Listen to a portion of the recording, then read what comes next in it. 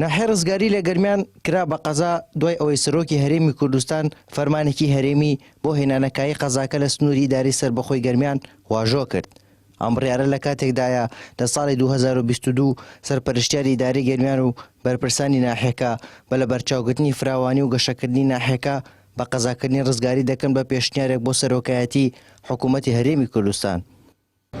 ڕێکارەکان لە ساڵی 2022 دەستی پێ کردووە کە ئەو کات ئێمە سەردانێکی بەڕێوەبەرایەتی ناحەی ڕزگاریمان کرد لەگەڵ بەڕێوەبەری ناحەی و فەرمانگەکان کۆبووینەوە و بینیمان کە خەڵکی ڕزگاری ڕۆژ بە ڕۆژ لە گەورەبوونایە گەشەی ئابووری، گەشەی کۆمەڵایەتی، گەشەی با بڵێن فەرهەنگی بەخۆی وابینێت بە شایستەمان زانی کە ناحەی ڕزگاری بکرێ بە قەزا. ڕێکارەکان و خۆتان ئاگاتان لێ بوو دوێنێ سەرۆکایەتی هەرێم فەرمانی هەرێمی بۆ دەرکرد. دواتر ئەو فەرمانە هەرێمیە دەنێرێتەوە ئەنجومەنی وەزیران و ئەنجومەنی وەزیران دێتاتە وەزارەتی ناوخۆ.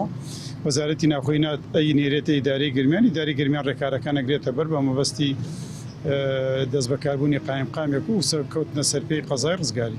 گرنگە لەبەرەوەی ئێستا مقاوماتەکانی بە قەزابوونی تایە. لە ساڵی 2022 لە مانگی 5دا سەرپەرشتیاری ئیدارەی گرمیان هاتە ناحیە ڕزگاری کۆبنەوەیەکی لەگەڵ کردین. مژدەی پێداین کە پێشنیار دەکرێت کە ناحیە ڕزگاری بکرێتە قەزا.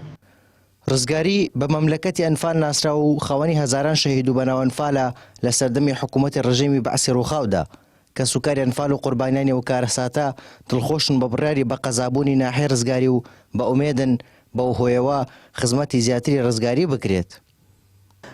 ئێمە دڵخۆشین کەوا بتوانێت لێرەوە هەنگاوەکانی خزمەتکردنی سنووری گەرمیان و گوندەکانی ناحیەی ڕزگاری کە پێک دێن لە 72 گوند کە کەمترینی خزمەت گوزاریان بۆ کراوە.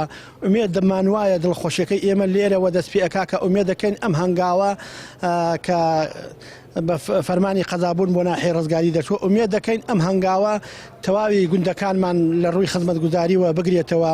بۆیە زۆر دڵخۆشین ئێمە وەکو کە سوکاری ئەنفالکراوەکان. ئومێد دەکەین لە ساڵانی داهاتووە ئەو ئامانجانەی کەوانە هاتۆتە دی بێتە دی وەکو هێنانەوەی ڕووفاتەکانمان.